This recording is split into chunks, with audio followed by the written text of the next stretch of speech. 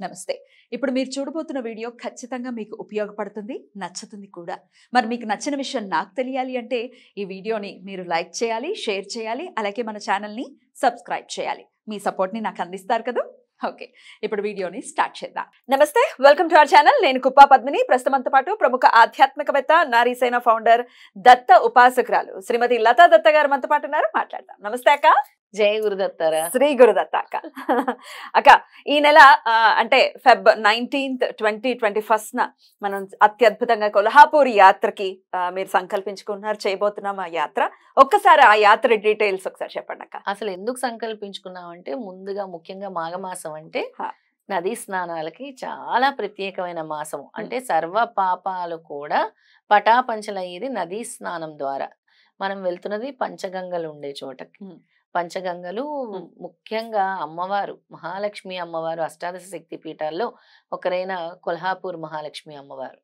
అసలు అమ్మవారు కొల్హాపూర్ ఎలా వచ్చేసారు మహాలక్ష్మి అమ్మవారు అని అంటే, భృగు మహర్షి ఒకసారి విష్ణుమూర్తి లక్ష్మి అమ్మవారు ఇద్దరు కూడా కూర్చొని ఉంటుండగా మధ్యలో వెళ్ళి, అంటే ఆయన ఆసనం మీద పడుకున్నప్పుడు అమ్మవారు కూర్చున్నప్పుడు వెళ్ళి ఆయన హృదయం మీద తనటం జరుగుతుంది. శేషపాన్పు మీద ఉన్నప్పుడు విష్ణువు. అప్పుడు లక్ష్మీదేవికి కోపం వస్తుంది. ఎందుకంటే వెంటనే విష్ణుమూర్తి వెళ్ళి ఆయన పాదాల మీద పడి పాదాలు ఒత్తుంటే లక్ష్మీ అమ్మవారు అలిగి వైకుంఠం నుంచి కొల్హాపూర్ వచ్చేస్తారు. వచ్చేసి అక్కడ ఉండిపోతారు. అమ్మవారిని ఎత్తుక్కుంటూ స్వామి బాలాజీ రూపంలో, మన తిరుపతి బాలాజీ ఏదైతే ఉందో అక్కడికి వచ్చేసి ఆయన అక్కడ కూర్చొని సౌత్ డైరెక్షన్ లో కూర్చొని అమ్మవారు వస్తారు కదా అని ఎదురు చూస్తూ ఉంటారనమాట. అందుకే తిరుపతికి తిరుమలకి మన కొల్హాపూర్ మహాలక్ష్మికి కూడా కనెక్షన్ ఉంది. అయితే కొల్హాపూర్ వెళ్ళే వాళ్ళకి ఈశ్వరుని అగస్త్యముని అడిగాడట, ఏమని, కాశీ లాంటి ఇంకొక విశేషమైన పవర్ఫుల్ ప్లేస్ ఎక్కడైనా ఉందా అని అంటే, కాశీ తర్వాత అలాంటి శక్తివంతమైన ప్రదేశం ఏదైనా ఉందంటే కొల్హాపూర్ అని చెప్పారు.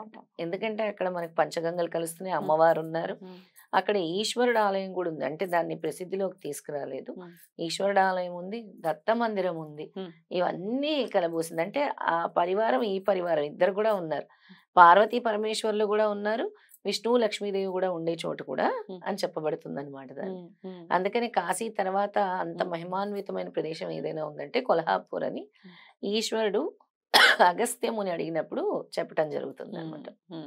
అలాంటి విశేషమైన క్షేత్రము మన కొల్హాపూర్ మహాలక్ష్మి.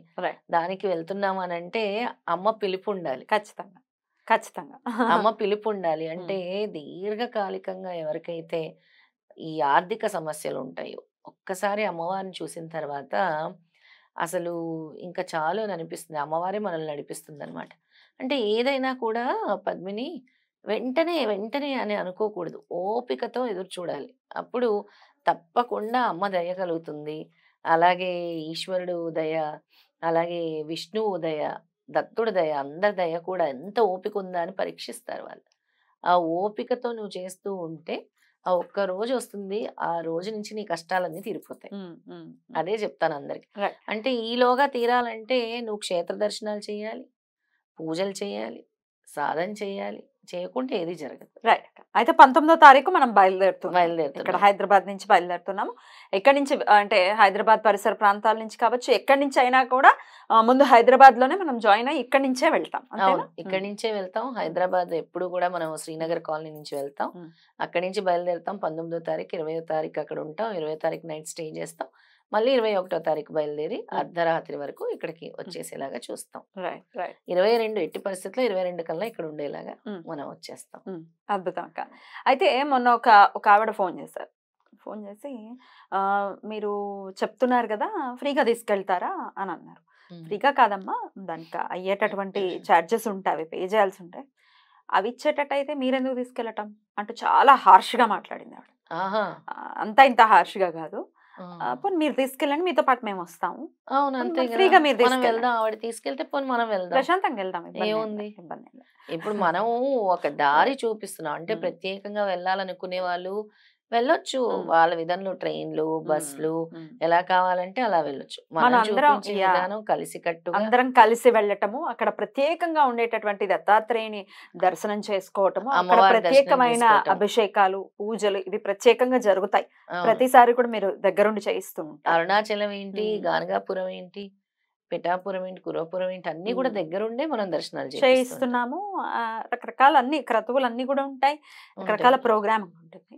సో అట్లా అనేసరికి ఒక్కసారి నేను అనేవాళ్ళు అంటుంటారు పద్మిని. ఉమ్, వాళ్ళకి అనేవాళ్ళకి చాలా సులభం అనటానికి. ఉమ్, ఏదైనా ఉమ్, ఆచరించడం చాలా కష్టం. ఉమ్, ఒక్కసారి ఆవిడ్ని ఉమ్, ఫ్రీగా ఉమ్, అంటే ఎవరైతే మీతో మాట్లాడిందో ఆవిడ ఉమ్, పేరు మనకు తెలీదు. ఉమ్, ఉమ్, ఆవిడ ఇష్టం లేకపోతే మానేయాలి. ఉమ్, ఉమ్, లేదా ఆవిడ బస్ అరేంజ్ చేస్తే అందరం వెళ్దాం ఉమ్. ఫ్రీగా. డెఫినెట్లీ. నిజంగా కూడా అలాంటి స్తోమత భగవంతుడిస్తే ఫ్రీగా తీసుకెళ్దామని ఉమ్, అనుకుంటున్నాను. అలాంటి రోజు రావాలని కోరుకుంటున్నాను. ఖచ్చితంగా. అలాంటి స్తోమత గనక మనకిస్తే. చాలా నామినల్ గానే ప్రతిదీ మీరే చూసుకుంటూ చాలా నామినల్ చార్జెస్ లోనే మనం వెళ్తూ ఉన్నాం అందులోనే ప్రతిసారి కూడా. భోజనాలు, అందులోనే అందులోనే అకామిడేషను, అకామిడేషన్, అందులోనే ట్రావెల్, అందులోనే అక్కడ పూజా టికెట్లు పూజలు. అన్నీ కూడా అందులోనే చేపిస్తున్నాను ఉమ్, కదా! ఉమ్, ఉమ్. సో ఇట్లా అడగటం అనేది అంటే చాలా హార్ష్గా అనమాట. డబ్బులు ఇస్తే మీరేం తీసుకెళ్ళేది అని చెప్పి చాలా హార్ష్గా కొంచెం మనసుకి బాధ అనిపించింది.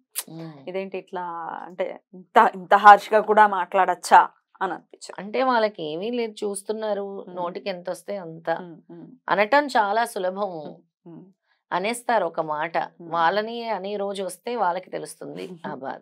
రైట్, అంతే కదా! రైట్.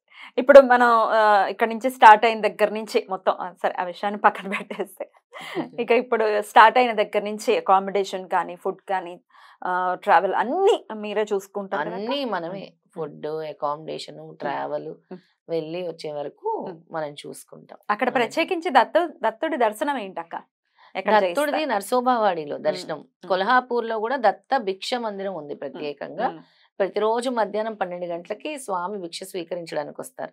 ఎందుకంటే అమ్మవారి దగ్గరే ఉంటారు కదా! ఉమ్, అయ్యవారు చెప్పాను కదా! ఉమ్, ఆ భిక్ష తీసుకోవటం ఒక విశేషం కూడా నేను చెప్పాను. ఉమ్, స్వామి కోరుకుంటే అన్నీ వస్తాయి. మరి ఆయన వచ్చి భిక్ష తీసుకోవటం ఏమిటి అనంటే, మన కర్మల్ని స్వీకరించడం కోసం భగవంతుడు భిక్ష స్వీకరించడానికి ప్రతిరోజు మధ్యాహ్నం 12 గంటలకు వస్తారు. గానగాపూరు, ఉమ్, పిఠాపూరు, ఉమ్, కురవాపురము, కొల్హాపురం ఉమ్, క్షేత్రాలకి. ఉమ్, అలాగే అక్కడ నరసోబావాడి ఉంది. అంటే 64 మునికన్యల గురించి మనం విన్నాం కదా! ఉమ్, మునికన్యలొచ్చి తీసుకెళ్ళిన ప్రదేశం, తీసుకెళ్ళి స్వామివారిని కూర్చోబెట్టి హారతిచ్చిన ప్రదేశం ఏదైనా ఉంది అనంటే అది నరసోబావాడి అని చెప్తారు. ఉమ్, ఇక అక్కడ స్వామివారు పాదుకల్ని ప్రతిష్ఠించారు.